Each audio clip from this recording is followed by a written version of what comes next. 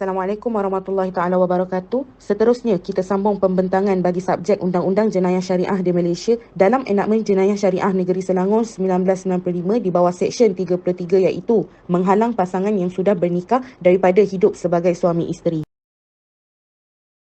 Sebelum itu, saya Zuhria Aini binti Sianit, P113250 dan bersama-sama saya dua lagi sahabat yang bijaksana dalam mengupas enakmen ini. Yang pertama, Tiara Zulaikha binti Subahir, P113247 dan yang kedua, Wan Nur Husna binti Abdul Majid, P113760. Juga yang dihormati pensyarah kita, Tuan Muhammad Fauzi Mohtar selaku penilai pembentangan kita pada hari ini. Kita masuk dalam bab pengenalan. Perkahwinan merupakan satu ikatan murni dan suci antara lelaki dan perempuan untuk hidup bahagia bersama dalam sesebuah rumah tangga. Walau bagaimanapun, hubungan suami isteri dalam mengharungi alam rumah tangga tidak selalunya indah. Pasangan suami isteri pasti tidak dapat lari daripada pelbagai konflik dan perselisihan faham sepanjang hidup berumah tangga. Konflik yang berlaku dalam perkahwinan berpunca sama ada faktor-faktor dalaman maupun luaran dan ini termasuklah isu berkaitan orang ketiga. Perkahwinan juga merupakan sunnah Rasulullah SAW yang dianjurkan berdasarkan nas Al-Quran dan hadis. Inilah fitrah yang dilalui oleh manusia dalam membina kehidupan dengan sempurna dan bahagia. Ta'arif nikah. Dari segi bahasa, nakaha yankihu nikahan.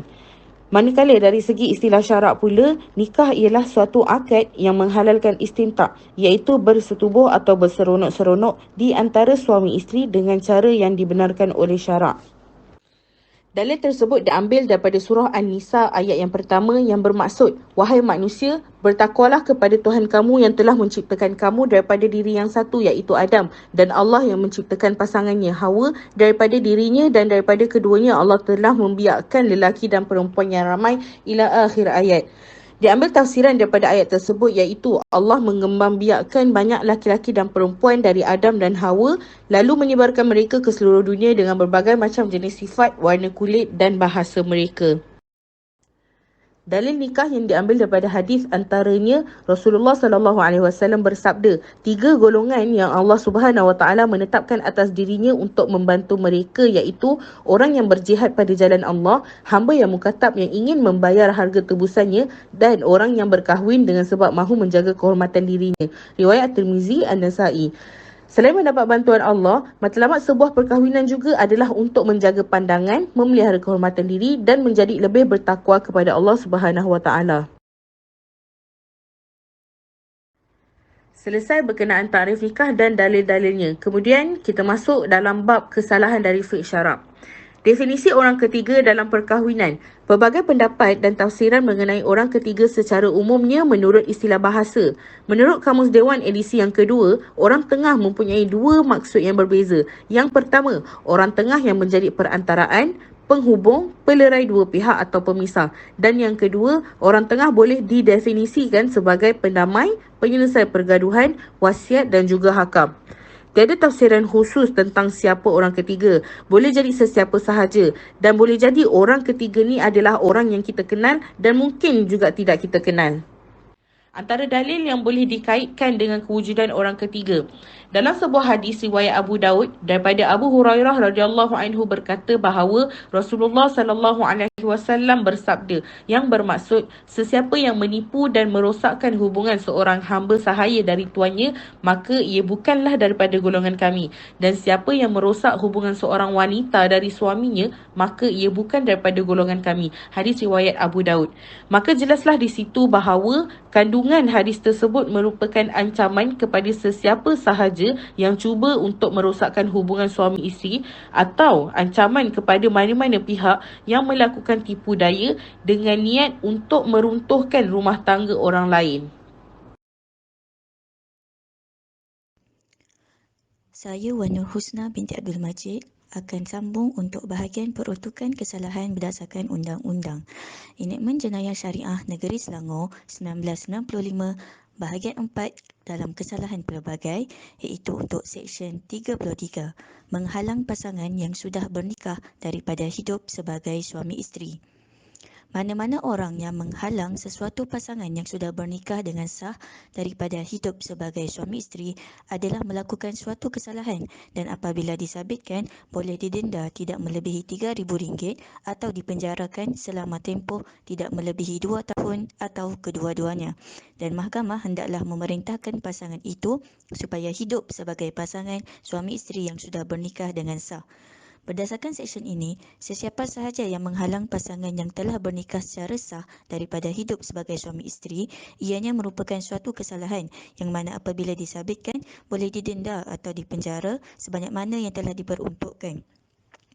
Mana-mana orang dalam seksyen tersebut boleh dimaksudkan sebagai ibu bapa pasangan suami isteri, ibu bapa mertua, adik-beradik atau sebagainya yang boleh dikategorikan sebagai pihak ketiga dalam hubungan suami isteri tersebut.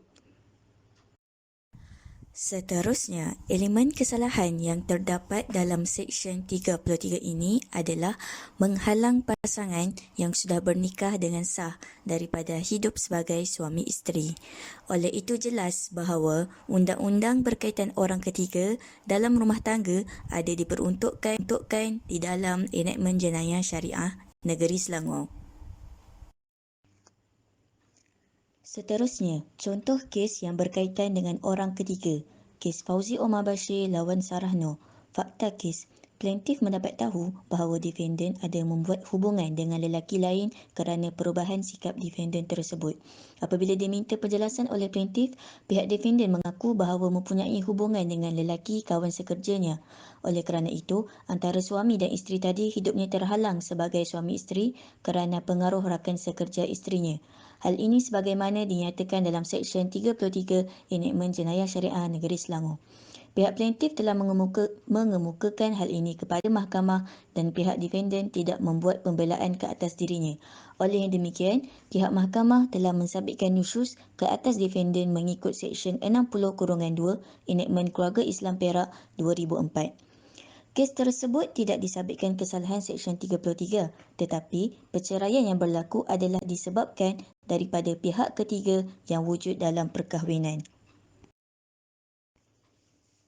Kita selalu mendengar kisah orang ketiga di dalam perkahwinan, tetapi kesalahan Seksyen 33 agak sukar untuk dibuktikan kerana mungkin orang awam tidak tahu dan tidak menyedari mengenai undang-undang ini atau disebabkan bukti yang tidak kuat yang menyebabkan pendakwaan untuk kesalahan tersebut tidak dapat diteruskan. Kita teruskan dengan negeri-negeri yang memperuntukkan secara khusus bagi kesalahan orang ketiga. Baik, bagi negeri Johor, apabila disabitkan boleh didenda tidak melebihi RM2,000 atau dipenjarakan selama tempoh tidak melebihi 1 tahun atau kedua-duanya. Manakala bagi negeri Pulau Pinang, apabila disabitkan boleh didenda tidak melebihi RM2,000 atau dipenjarakan selama tempoh tidak melebihi 1 tahun atau kedua-duanya. Bagi negeri Terengganu, apabila disabitkan boleh didenda tidak melebihi RM2,000 atau dipenjarakan selama tempoh tidak melebihi 1 tahun atau kedua-duanya. Bagi negeri Selangor, apabila disabitkan boleh didenda tidak melebihi RM3,000 atau dipenjarakan selama tempoh tidak melebihi 2 tahun atau kedua-duanya. Bagi negeri Sarawak, apabila disabitkan boleh didenda tidak melebihi RM2,000 atau dipenjarakan selama tempoh tidak melebihi 1 tahun atau kedua-duanya. Bagi wilayah Persekutuan Kuala Lumpur, apabila disabitkan boleh didenda tidak melebihi RM2,000 atau dipenjarakan selama tempoh tidak melebihi 1 tahun atau kedua-duanya. Manakala yang terakhir, bagi negeri Pahang, apabila disabitkan boleh didenda tidak melebihi RM3,000 atau dipenjarakan selama tempoh tidak melebihi 2 tahun atau kedua-duanya. Baiklah, bagi negeri-negeri yang tidak memperuntukkan bagi kesalahan orang ketiga adalah antaranya negeri Perlis, negeri Kedah, negeri Perak, negeri Sembilan, Melaka, Kelantan dan juga Sabah. Secara kesimpulannya, matlamat sebenar dalam perkahwinan adalah mencari ketenangan dalam berpasangan. Masing-masing perlu memainkan peranan tanggungjawab masing-masing sebagai suami dan isteri, sebagaimana yang telah digariskan dalam Islam seperti bertolak ansur dengan pasangan. Penglibatan orang ketiga merupakan satu ujian dalam berumah tangga, namun istilah bertepuk sebelah tangan tidak akan berbunyi, bahkan sebaliknya. Apa-apa pun bergantung kepada pasangan suami isteri dalam menghadapi rintangan dalam berumah tangga. Orang ketiga ini tidak dikhususkan kepada individu tertentu sahaja, akan tetapi melibatkan semua individu yang dikenali ataupun tidak dikenali. Malah ibu bapa juga boleh dikategorikan sebagai penghalang dalam sesebuah keluarga. Justru itu, kewujudan enakmen berkaitan orang ketiga ini perlu diperluaskan kepada masyarakat supaya sebagai langkah berhati-hati dalam pergaulan antara suami isteri, orang atau dengan masyarakat. Untuk membina keluarga yang sakinah, mawadah dan rahmah memerlukan pengorbanan yang besar dalam keluarga itu sendiri. Pelbagai kisah dan teladan yang perlu dicontohi dan diteladani daripada kisah-kisah para nabi dan banyak mendekatkan diri kepada pencipta supaya mampu bersabar dalam menghadapi segala ujian yang sedang atau bakal dilalui. Sekian, terima kasih daripada kami. Assalamualaikum warahmatullahi wabarakatuh.